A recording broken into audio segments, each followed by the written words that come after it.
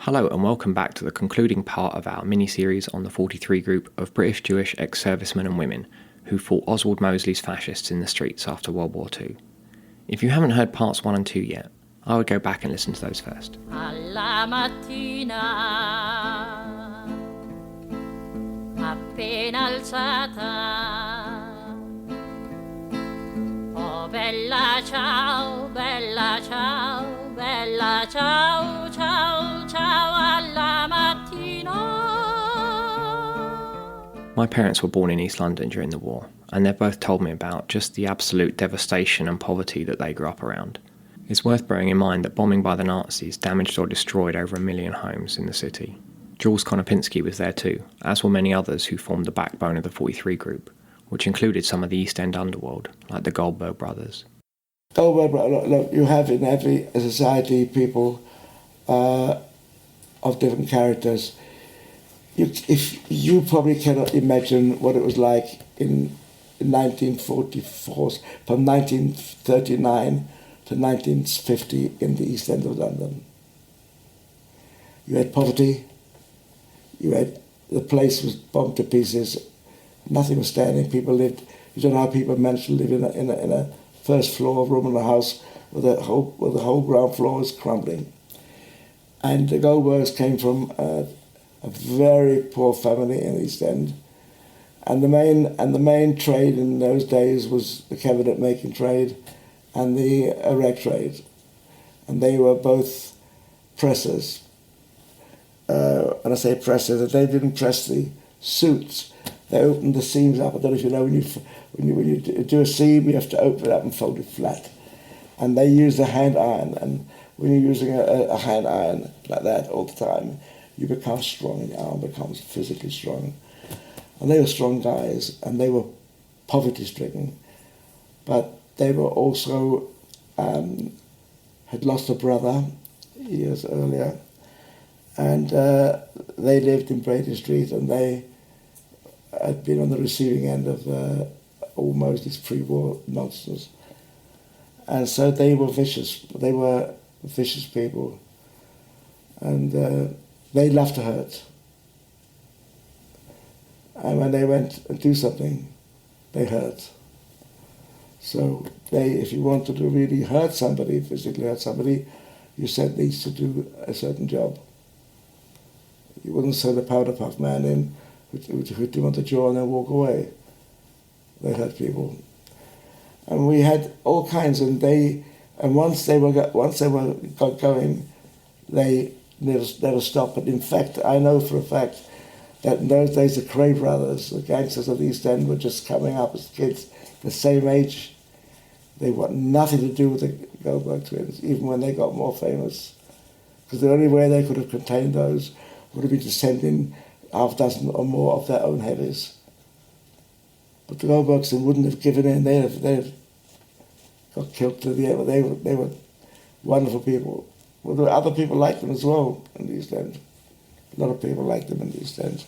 Another central figure in the group was Jerry Flamberg, who was involved in the very first confrontation with fascist Geoffrey Ham, which preceded the founding of the group. Jerry Flamberg was one of three brothers, I think, three brothers. They lived in King Edward Road in a poor family, and he became famous, if you could, at in the airborne,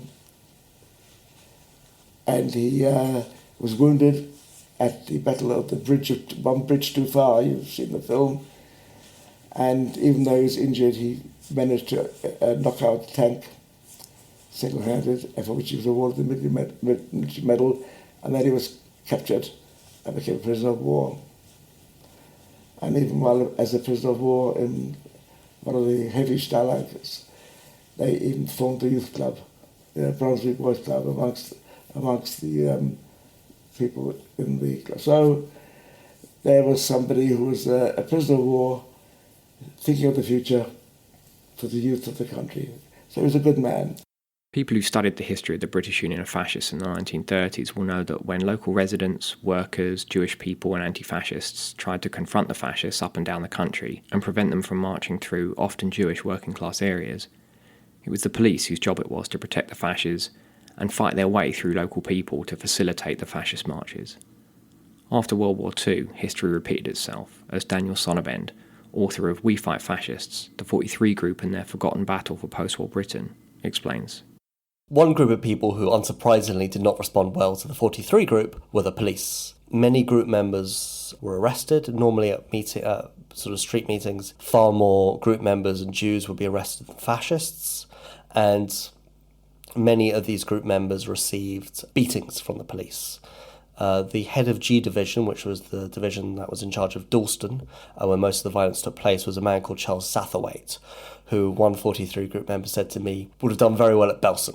And many of the group thought that he had very strong fascist sympathies, and he, on several occasions, beat up Jewish people in prison cells. And many people, including Vidal Sassoon, the sort of, at that point, apprentice hairdresser who would soon restyle the world, received beatings from the police and often, accompanied with deeply horrible anti-Semitic invective. And there was a clear prejudice in the group size, at least, from the police, who they saw as being in sympathy with the fascists. They didn't think this was sort of covered all police. They thought that often police who had ex-service ribbons on their uniforms tended to be more sympathetic. Some might hear a sort of "give them one from me" from a policeman, and sometimes, they might, if they mentioned their service record, a policeman might sort of release them. And the 43 group themselves were willing to work with the police. They often handed over information, especially to Special Branch.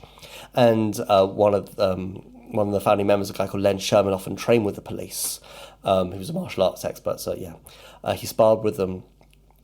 So there was not an antipathy towards the police from the group, but there was very much the sense that the police favoured the fascists. In part, this might have been down to anti-Semitic prejudices, or the police failing to, or continually confusing the 43 group with the communists. I mean, they all looked the same. They were mostly all Jews from East London, so they didn't look too different from each other. But they just thought they were sort of annoying communist agitators.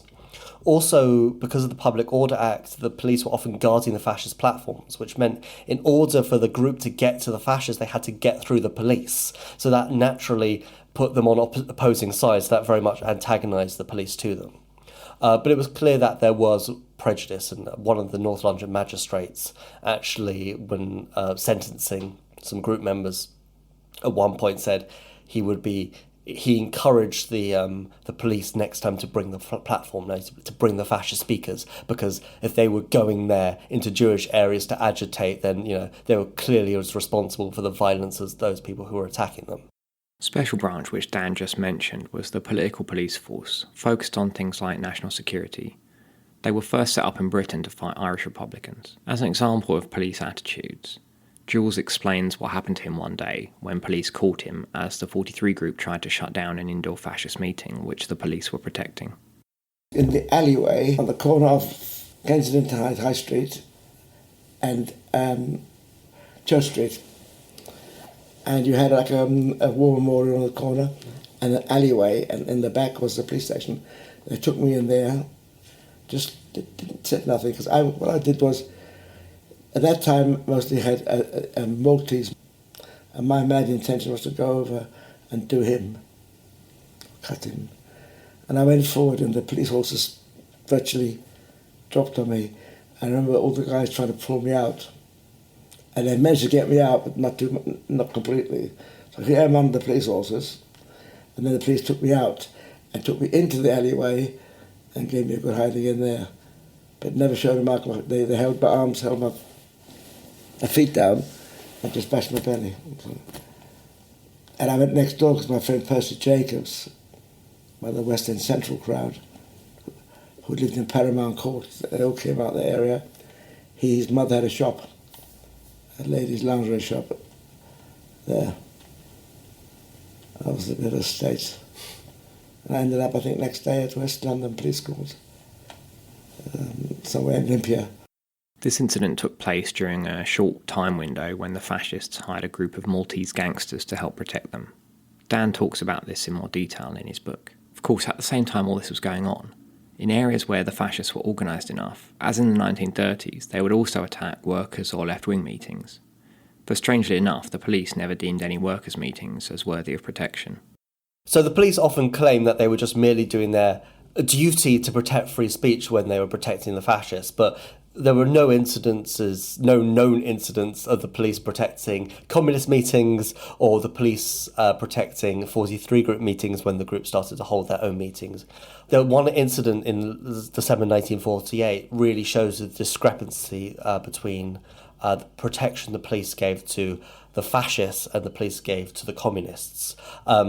Often, if Mosley was holding a big meeting, he would tell the police, and there would be, the police would pull a cordon outside to make sure that no anti-fascist protesters got in to the building. However, in the winter of 1948, at a meeting at Stoke Newington Town Hall, Hewlett Johnson, who was called the Red Dean of Canterbury, a very sort of left-wing churchman, addressed a sort of communist meeting.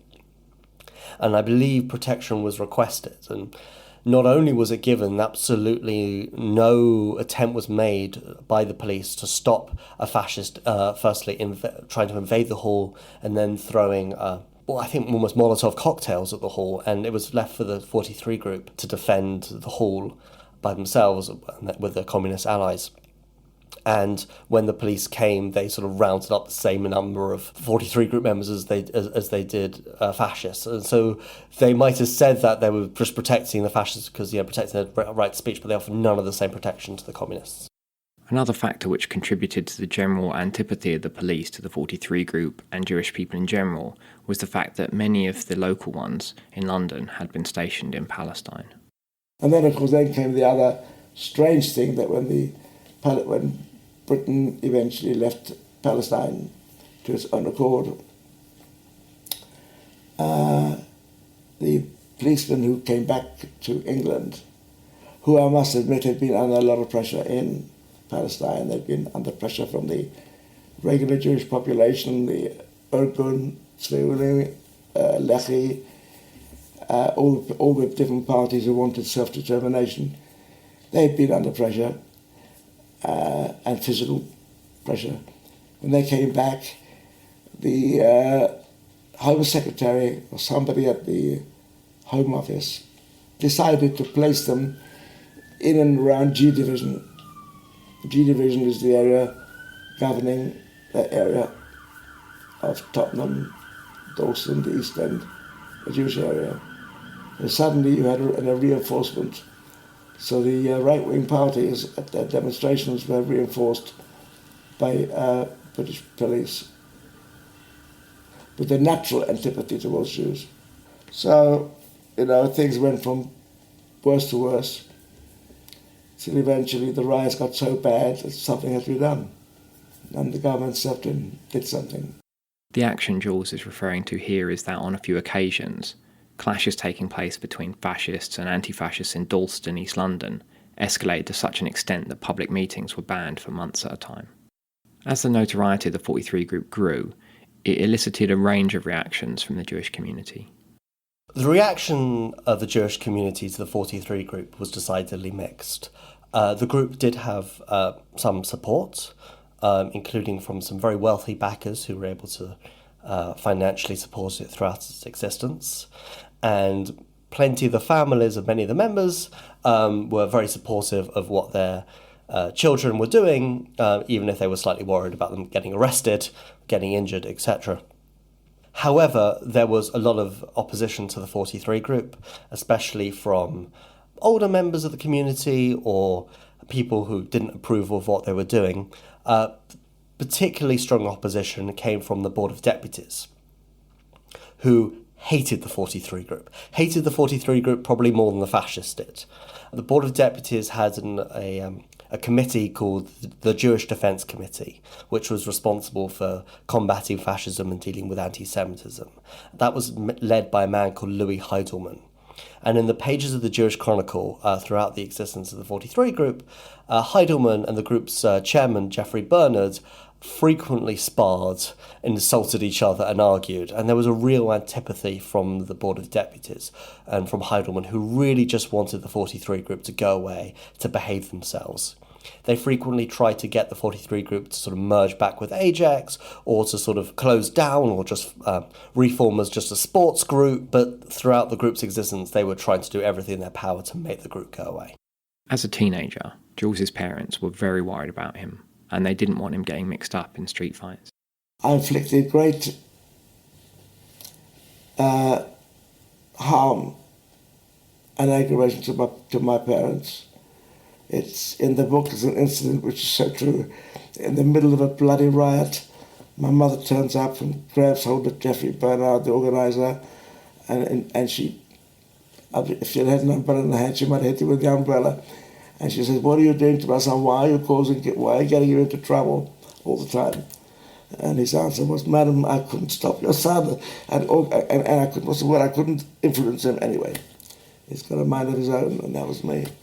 Over time, the 43 group grew considerably and expanded to cover other areas where there were both Jewish communities as well as fascists trying to organise. It's estimated that at its peak, which was probably around the spring and summer of 1948, the 43 group had around 2,000 members, of which probably only a few hundred were really active and were really turning out to meetings. But it was a large membership organisation and had ways of sort of giving work to people who were more casual members. It was always primarily a London-based organisation, but it's had regional branches in other cities. Some of these regional branches were pre-existing organisations that affiliated with the 43 group. For instance, in Manchester, there was the Manchester Union of Jewish Ex-Servicemen, which affiliated with the group.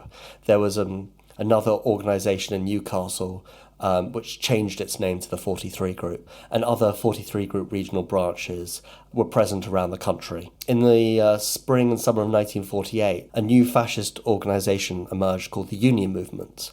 This was set up by Oswald Mosley, who had returned to politics at the end of 47. And what he'd done with the Union Movement is he'd taken all these sort of small fascist organisations that had been dotted around the country from the end of the war, including the League and the Union of British Freedom and several other organisations like that, along with 54 Mosleyite book clubs, which had been sort of servicing the needs of fascist members. And he brought them all together as the Union Movement, which became the first nationwide fascist organisation since after the war, and since the BUF.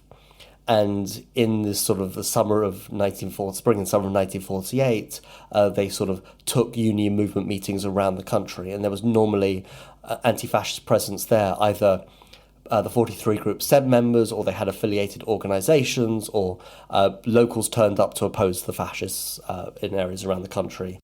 As is always the case with anti-fascist organising, a crucial part of the work is legal support. One of the ways that many members could contribute who didn't want to fight was through helping to fundraise for the group.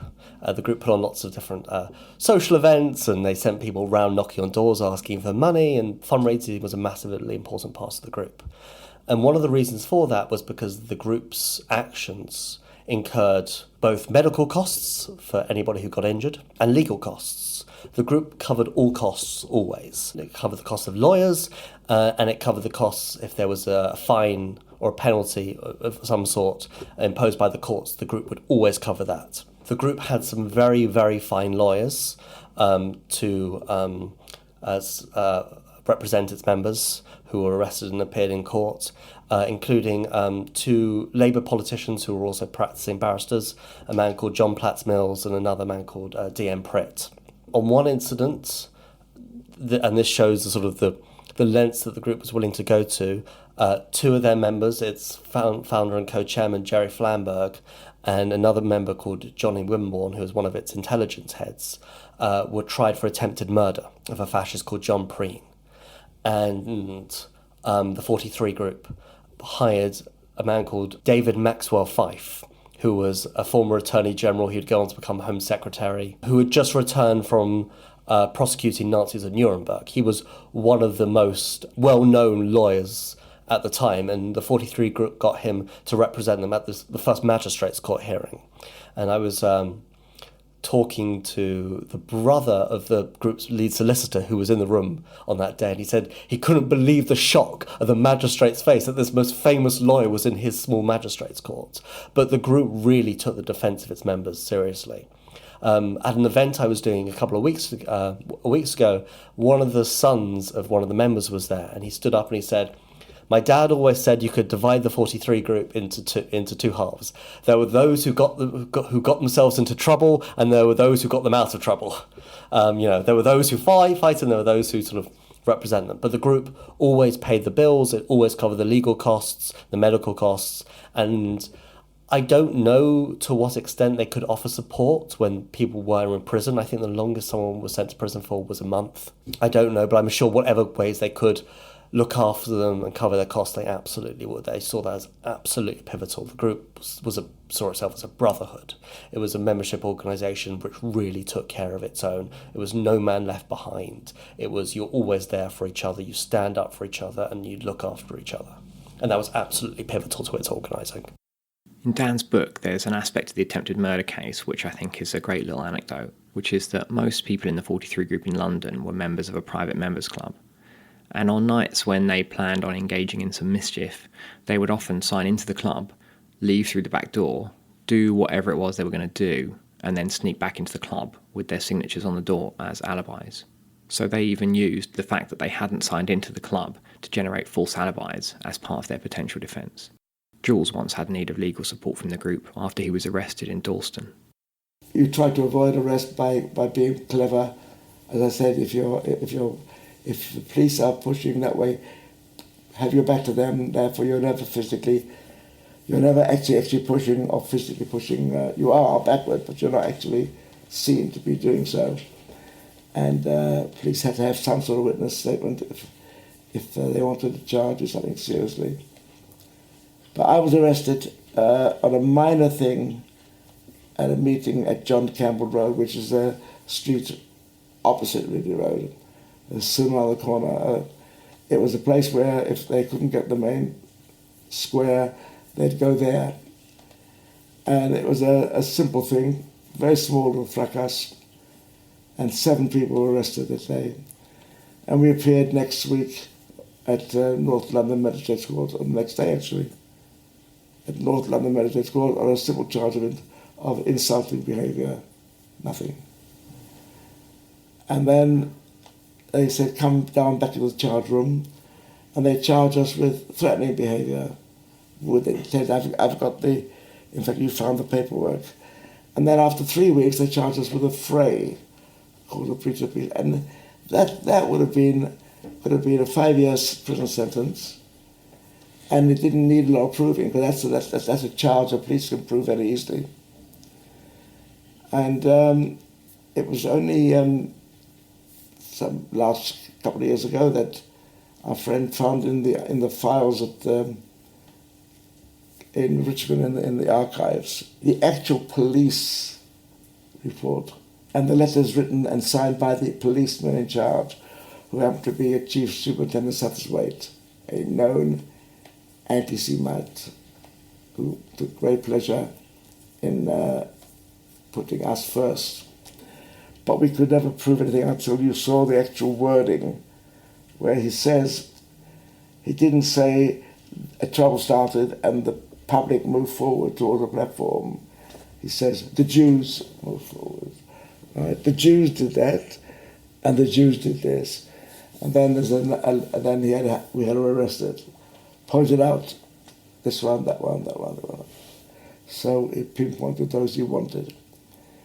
And then he actually wrote saying that he would like these people specifically prosecuted. He wrote to the DPP in those days. So we had the chief police area in the area very much against us. The police report about the incident where Jules was arrested does indeed talk about, quote, the Jews, and Jules was arrested with 7 other people. 3 of the group allegedly were found in possession of offensive weapons, including electric light bulbs, razor blades, a large horseshoe, and an iron bar covered in rubber. A leather-encased steel truncheon was also apparently found at the scene. Jules had a razor blade and a holder on him as well, which Jules said he needed for his work in the leather trade. He also had a light bulb, which he said that he found and thought might come in useful. The police report does at least concede that Jules, quote, possibly meant to convey that the electric light bulb might be useful for domestic or other legitimate purposes, but goes on to say that they were aware that bulbs had been thrown at similar meetings, and the report does go on to say that, quote, the light bulb in this case was of the screw-in pattern, not at all in general use, as in the UK at the time most light bulbs had bayonet tops. Jules ended up getting into quite an amusing altercation with the anti-Semitic police chief in the courtroom. Satterthwaite had long been, as I said to you, as a well-known, and at the Old Bailey in giving evidence, he was arrogant and he was lying. I thought that as he was being in court actually showing his arrogance, that when I hated the bastard, that as I walked past him, I pretended to be hit by him. I went down on the floor and said, don't hit me. And the judge reprimanded the chief superintendent, saying, you can't do that in my court, you can't. In the end, after a 4-day trial, Jules was acquitted, although most of his co-defendants were convicted of unlawful assembly or assaulting police, and fined between £5 and £20 each, which translates to about £70 to £300 in today's money. Members of the 43 group would generally try and avoid arrest. However, on one occasion, when Jerry Flamberg and some others got picked up by police, they insisted on being charged to try to take advantage of their decorated veteran status for publicity. Some of us got arrested purposely sometimes to bring it into the open air. VCs, when all those guys, the decorated people and war heroes, and my own wife's cousin, Alex Carson, was at the DFC. When they were all arrested in the police station, the cop in charge said, I can't take you to the police station. They laugh, all these decorated people. I said, you can go home. They said, no, we're not going home. We demand that you charge us, and we want our day in court. And they got it. And of course, next day, the whole plate, it was flashed. Decorated war heroes, blah, blah, blah. And that's the first time, really, the British public took all this seriously. Before which they looked upon it as hooligans, political parties, blah, blah, blah. It was really considered as a serious event because people got themselves arrested. They got off, but they wanted their time in court. They wanted to tell their story. And they did.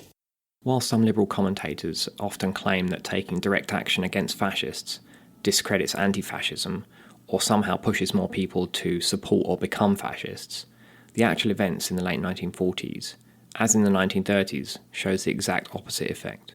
Well, one of Mosley's hopes was that he believed that at some point in the 1940s there was going to be a major economic crash, which he was not wrong to predict this, although it didn't happen, the conditions were very much there. And he believed that in such a time the British public would desire strong, responsible leadership, and that they would turn to him as somebody who could provide that. And so he had this very strong desire that fascism in the post-war years would appear respectable.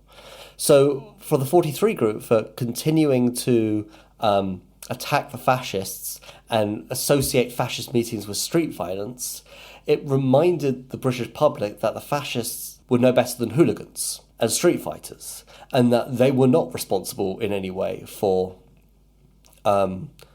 could not be trusted as leaders in any way, and Mosley was not to be trusted. Mosley was nothing more than a leader of thugs. And so this was very effective in ensuring that when the fascist names and the fascists were in the press, they were being associated with violence, they were being associated with hooliganism, and that this really frustrated Mosley's desires to want to form a respectable organisation. And then in sort of You see him sort of in the summer of 1948, or sort of autumn of 1948, telling his followers that they shouldn't attack the Jews as much anymore. They'd always kind of use coded language, but he tells, talk about international bankers and communists and that sort of thing. But he tells them to sort of dial that back, and he dialed that back on, dialed back their attacks on Churchill, who was another one of their big enemies. And this actually really infuriates much of the core membership, who really just, want to lean into their prejudices and their hatred. And so at the start of 1949, he goes back on all of that, and they sort of begin to lean into their Nazism. They start saluting each other and wearing black shirts again, or sort of singing an English version of the Nazi anthem, the Horst Wessel Lied, which really shows them sort of beginning to lean into that Nazism. Shows they have no hope of attracting anybody outside the fascist circle, anyone who's not a rabid fascist, and that they just want to sort of dress up how they want to dress up and salute each other. And that kind of shows that they sort of completely given up the public relations battle. In addition to helping swing public opinion against the fascists, the 43 Group were able to cause significant disruption to fascist organising and cause them to shed members and activists. It is without a doubt the case that had the 43 Group not been there, the fascists would have had a much easier time of it. While the fascists might never have been successful in the post-war years, that maybe the time was probably not right for them, although you could argue the case either way, they could have very much had an easier ride. And what the 43 Group did was, by constantly turning up to their meetings and by starting fights, they were communicating to all of those fascists who were more casual members, or who might have gone up to sort of beat up a Jew but didn't fancy going the other way. It deterred them from turning up to meetings, and it made sure that only the most zealous members were turning up. But the 43 Group sort of frustrated fascist activities in lots of different ways, many of which weren't as obvious. They were always conscious that the fascists were trying to book meeting halls under different names, which hid the fact they were fascists. So whenever the group discovered that they were doing so, they would often contact the venues, and the venues would then often to cancel, especially if the 43 Group told them what sort of violence could happen if they didn't cancel. The group's spies were often passing information which allowed the 43 Group to hinder fascist activities. The 43 Group really made sure that the fascists were having a rough time of it. And frequently, when the fascists held a meeting which wasn't disrupted by the 43 Group, they would boast about how the 43 Group hadn't managed to find them this time, which really showed that in a game of cat and mouse, they were the mice. They were on the run. So the 43 Group really put the fascists on the back foot and made them made it much more difficult. Then when fascists started leaving Mosley and leaving his organisations, which really began in 1948, many of them began to work for the 43 Group, stood on their platforms and sort of talked about the lies that the fascists would tell. And that this kind of showed that they respected that the work the 43 Group had done to frustrate the fascists, and they were the best people to work with if they also wanted to get their own back on Mosley. By the end of the 1940s, the financial crisis Mosley predicted hadn't come to pass, and all of the fascist organisations were essentially moribund. The members of the 43 Group were exhausted and were under escalating pressure from the Jewish communal leadership to merge into the Board of Deputies Association for Jewish Ex-Servicemen, AJEX. So the group disbands in June 1950. It does so mostly because it sees its job as being done. Mosley had come back in 1948, and after several major defeats, which really checked his progress, his union movement had sort of stumbled along through the end of 1948 and 1949. A couple more big meetings were held, but progress was checked, and the numbers of the union movement began to seriously diminish. And so it was really becoming clear to many of the members, and sort of many of the founding members of the 43 Group had sort of left by this point. But towards the end of 1949, the fascists just weren't really a threat anymore. Yes, there were some very nasty incidents when they sort of were targeting, an incident in the spring of 1949 when 2 Jewish boys were just beaten up on the street by fascists. And they were still posing a small threat to the community, but sort of from a political point of view, that threat was gone. And when they were holding street meetings, nobody was really turning up. And as a result, the 43 Group, which now its membership was predominantly much younger than it had been, most of the members hadn't fought it sort of had this new wave of younger members who were just looking for a fight. The 43 group didn't really have anything to direct these young energies at. It was almost becoming a bit of a powder keg. It was sort of starting to turn on Ajax a bit more. So I think the group realised sort of in 1950 it had to disband. Originally it wanted to sort of merge back in with Ajax and with what was called the official defence structure. It wanted to merged back in and wanted to sort of change the way sort of Ajax confronted fascism, so it became more active and sort of mirrored the group. But it quickly realised that wasn't going to happen. In June 1950, at a meeting in Holborn in central London, the group votes to disband unilaterally. After years of hard and dangerous work, many 43 group members were relieved just to be able to return to normal life, with at least some reassurance that the official Jewish organisations would pick up their fight when necessary. We disbanded because the Jewish authorities said, leave it to us. And all the members are so pleased to go home. This didn't really happen, as we discuss in today's bonus episode for our Patreon supporters. But for the time being, the fascist threat had subsided. Big fascist meetings had ended, there was no sizeable functioning fascist organisation anymore, and Oswald Mosley himself became depressed and disheartened with the possibilities of British fascism and so moved abroad, and started getting much more into the idea of pan-European nationalism. And this was quite off-putting to many British fascists, who like to think that, as Brits, they're uniquely brilliant and didn't particularly like foreigners of any race. From his 6 years of studying the history of the 43 group, Dan thinks that there are a lot of lessons which can be learned from their experiences, which sadly are just as relevant today. There are two major lessons, and this is what I argue at sort of the end of my book, that we can take from the 43 group. The first is one about knowing who the 43 group were and understanding what they did in that context. These were people who had seen what fascism does when it goes unchecked. They had seen the concentration camps, they had seen the war-torn battlefields of Europe.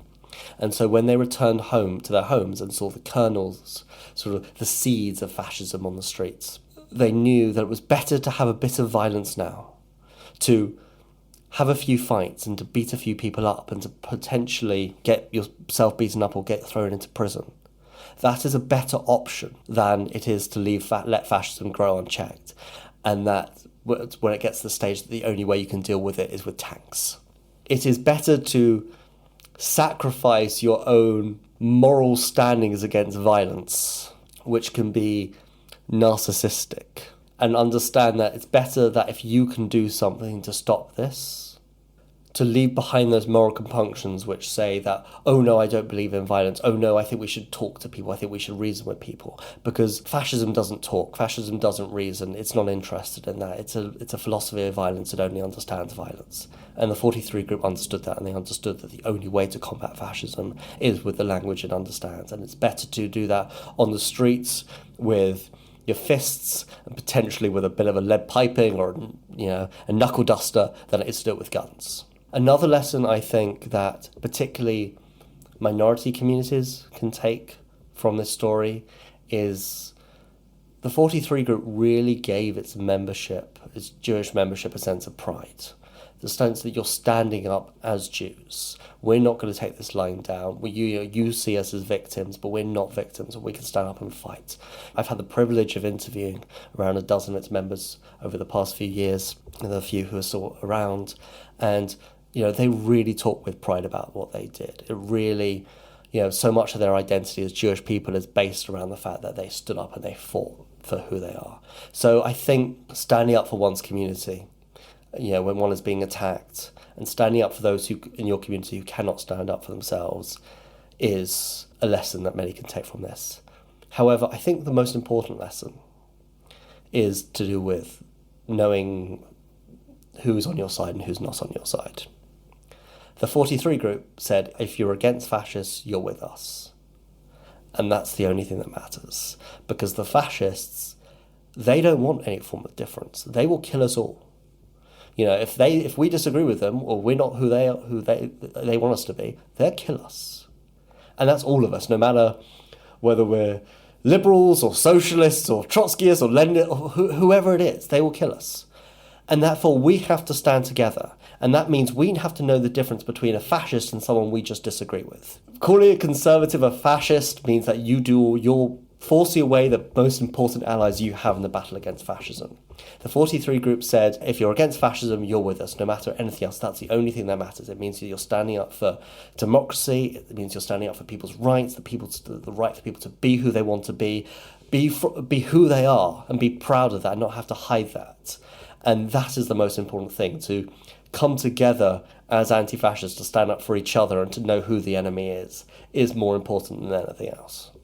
It can get quite frustrating to see how many people on the left do rush to call things that they don't like fascist, and it can be quite counterproductive.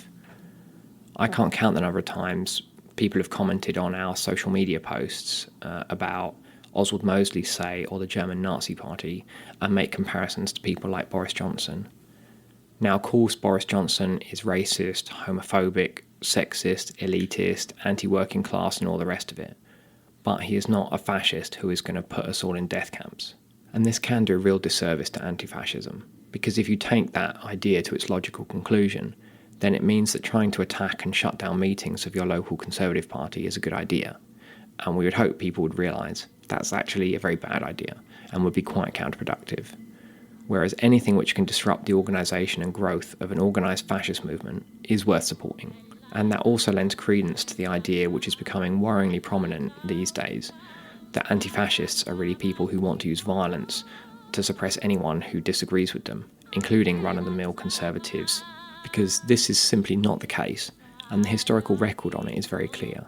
In every instance, militant anti-fascists in Britain and elsewhere have just taken proportionate, violent direct action against fascists. Against Mosley in the 1930s and 40s, and again in the 1960s, which we'll discuss in today's bonus episode. And later on, when a new generation of anti-fascists took on the National Front in the 1970s, and the British National Party in the 80s and 90s. And they didn't then go on to start shutting down Tory party meetings or stopping free speech or anything like that. Once the fascist threat subsided, so did the anti-fascist organising. At the same time, the historical evidence is equally clear that fascism can't be stopped by polite debate alone. And if it's not stopped while fascist groups are small, then the 20th century has shown very clearly what kind of violence, genocide and mass murder inevitably results if fascism takes hold in a society. As we mentioned earlier, when Oswald Mosley attempted yet another comeback in the 1950s and 60s, despite their promises to the contrary, the official Jewish organisations once again failed to take any serious action to combat them. So Jules and other veterans of the 43 group set up a new group, the 1962 Committee, often known as the 62 Group, to take the fight to the fascists once more. We've got a bonus episode about this for our Patreon supporters. If you don't support us yet, it's very easy. Just go to patreon.com/workingclasshistory. That's patreon.com/workingclasshistory. There you can sign up and get exclusive access to bonus episodes and other content. Link to it in the show notes. The more supporters we have, the more regularly we will be able to release episodes, and the more time we'll be able to spend working on WCH. Also, just a reminder that you can get Daniel's book, We Fight Fascists, where you can learn lots more about the 43 group in our online store, link in the show notes as well, with a discount for our patrons. Huge thanks to all of our existing supporters who make this podcast possible. We could not do it without you. Thanks to Dischi del Sole for permission to use our theme tune. Links to buy it and stream it in the show notes. Thank you for listening, and catch you next time.